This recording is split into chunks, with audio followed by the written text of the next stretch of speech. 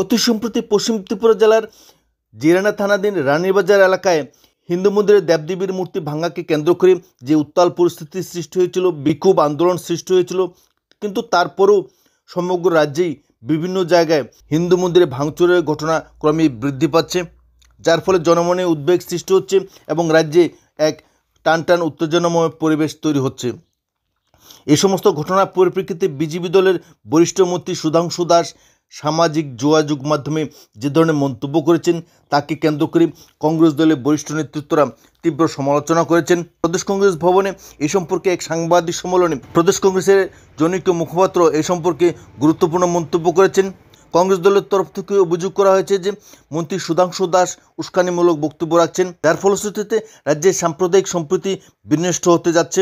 কংগ্রেস দলের তরফ থেকে এই সমস্ত উস্কানিমূলক মন্তব্যের বিরোধিতা করে বলা হয়েছে প্রয়োজনে কংগ্রেস দল আগামী দিন বৃহত্তর আন্দোলন গড়ে তুলবে। এই রাজ্য সরকারের একজন গুরুত্বপূর্ণ মন্ত্রী, দায়িত্বশীল মন্ত্রী, ওনার উপস্থিতিতে সেখানে ধর্মীয় সংখ্যালঘুদের উপর নির্মম আক্রমণ চতুর্থতা, বাড়ি ঘর গাড়ি বাইক জ্বালিয়ে দেওয়া হবে।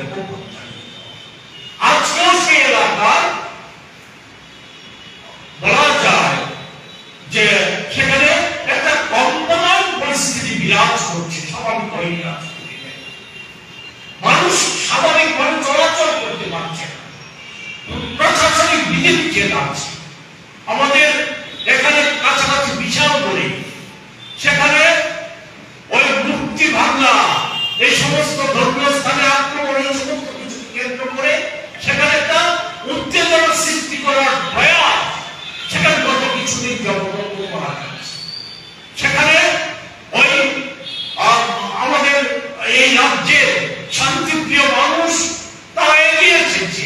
এগিয়ে আসার ফলে সেই সাম্প্রদায়িক শক্তি, বিভাজনকারী শক্তি, উত্তেজনা সৃষ্টিকারী শক্তি, দাঙ্গাকারী শক্তি তারা এখনো সে ধরনের সুযোগ তৈরি করতে পারে।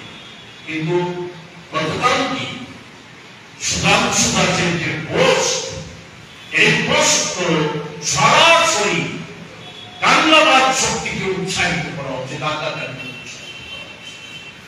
24 ঘন্টা অতিক্রান্ত হয়ে গেছে, না সরকারের তরফ থেকে কোন ব্যবস্থা নেওয়া হচ্ছে, না দলের তরফ থেকে কোন ব্যবস্থা নেওয়া হচ্ছে। কোন দেশ, কোন রাজ্যে আমরা বসবাস করি? কোথায় আছি আমরা? এ ভাবা যায়? এই জায়গায় দাঁড়িয়ে আমরা কথা না বাড়িয়ে আমরা যে কথাটা নির্দিষ্টভাবে বলতে চাই